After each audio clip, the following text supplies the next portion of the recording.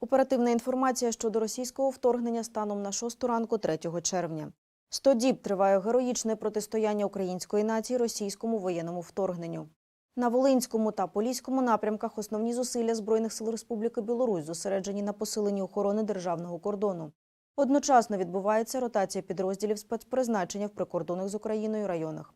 В ході перевірки бойової готовності Збройних сил Республіки Білорусь проведено збори спеціалістів зв'язку та інженерно-технічного складу.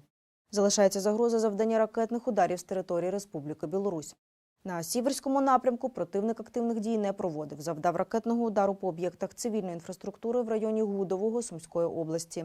Також на Сумщині ворог обстріляв райони населених пунктів Бачівськ, Ходине і Славгород. На Слобожанському напрямку противник продовжує підготовку до наступу, поповнює запаси матеріальних засобів, озброєння і техніки з території Російської Федерації.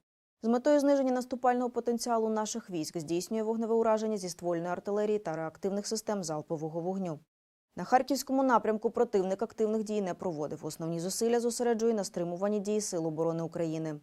Ворог обстріляв цивільну інфраструктуру в районах населених пунктів Башкіровка, Моспіно, Руська Лозова, Печеніги та Михайлівка. Завдав авіаційних ударів біля Нового. На Слов'янському напрямку ворог концентрується, зокрема, на інженерному обладнанні позицій. Обстріли цивільної інфраструктури фіксувалися в районах Дібровного, Корульки, Вірнопілля, Червоної Поляни та інших. Поблизу Довгенького ворог завдав авіаударів силами армійської авіації. Проводив штурмові дії в районах населених пунктів Богородниче та Долина. Успіху не мав. Після завдання підрозділами Сил оборони втрат відійшов. На Донецькому напрямку російські окупанти продовжують артилерійські обстріли по всій лінії зіткнення. На Лиманському напрямку ворог обстріляв цивільну інфраструктуру в районах населених пунктів Ярова, Щурове, Старий Караван і Райгородок. Проводив штурмові дії поблизу Студенка. Бойові дії тривають. На Северодонецькому напрямку російські загарбники продовжують обстріли позицій Сил оборони та цивільної інфраструктури в районах населених пунктів Северодонецьк, Борівське, Устинівка і Лисичанськ. Ворожа штурмова авіація завдала авіаударів неподалік Мирної долини. Крім того, в районі Метьолкіного та Білогорівки противник намагається вести штурмові дії. Зазнав втрат, відійшов на попередні позиції. В центральній частині Северодонецька тривають бої. На Бахмутському напрямку ворог здійснює обстріли в районах населених пунктів Покровський, Нью-Йорк, Золоте, Комишуваха, Миколаївка, Берестово, Білогорівка та Врубівка. Поблизу останнього окупанти вели безуспішні штурмові дії. Силами штурмової та армійської авіації ворог завдав авіаударів по інфраструктурі неподалік Відродження, Ротів, Новолуганського і Доломітного. На Авдіївському, Курахівському, Новопавлівському та Запорізькому напрямках активних бойових дій ворог не проводив.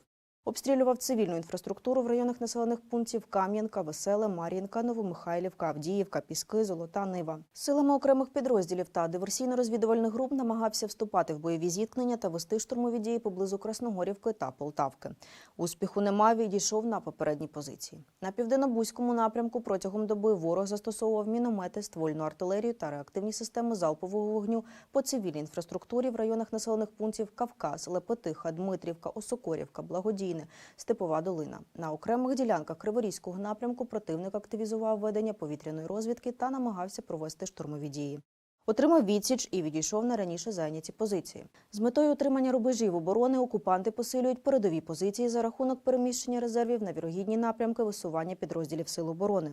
Окремі підрозділи 150-ї мотострілецької дивізії 8-ї загальновійськової армії на Попаснянському напрямку зазнали значних втрат, щонайменше 50% особового складу, озброєння та техніки.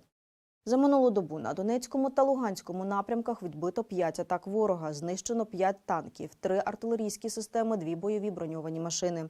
Підрозділи протиповітряної оборони збили 3 БПЛА типу Орлан-10. На інших напрямках російські окупанти теж зазнали відчутних втрат. Віримо у Збройні Сили України, разом переможемо. Слава Україні!